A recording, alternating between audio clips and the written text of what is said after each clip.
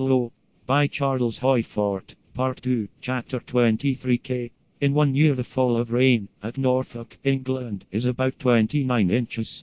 In Simmons, Meteorological Magazine, 1889, page 101, Mr. Simmons told of this fall of water of 29 inches in the year, and then told of volumes of water to depths of from 20 to 24 inches that had fallen from May 25th to the 28th, 1889, in New South Wales, and of a greater deluge, 34 inches, that, from the 29th to the 30th, had devastated Hong Kong.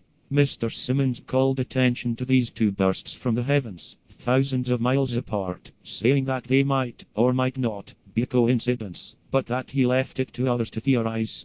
I point out that a professional meteorologist thought the occurrence of only two deluges about the same time, but far apart, remarkable, or difficult to explain in terms of terrestrial meteorology. It was left a long time to others.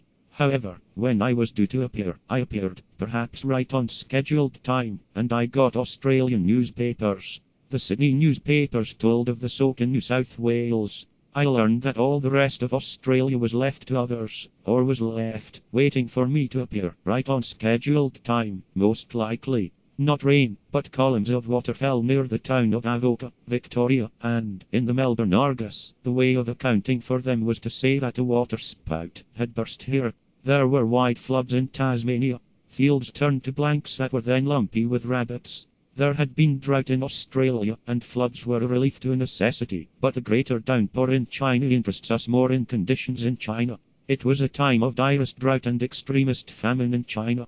Homeward Mail, June 4th, that, in some of the more cannibalistic regions, sales of women and children were common. It is said to be almost impossible for anybody to devour his own child.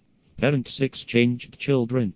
Down upon monstrous need came relief that was enormous.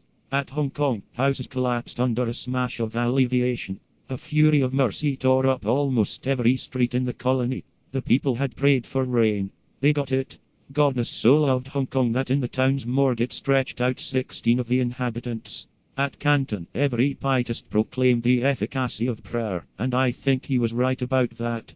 But the problem is to tone down all this efficacy. If we will personify what I consider an organism, what he, or more likely she, has not, is any conception of moderation. The rise of the river, at Canton, indicated that up country there had been catastrophic efficacy. At Canton efficacy was so extreme that for months the people were rebuilding. Show me a starving man, I pay no attention. Show me the starving man, I can't be bothered.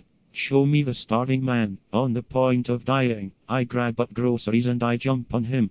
I cram bread down his mouth, and stuff his eyes and ears with potatoes. I rip open his lips to hammer down more food, and bung in his teeth, the better to stuff him.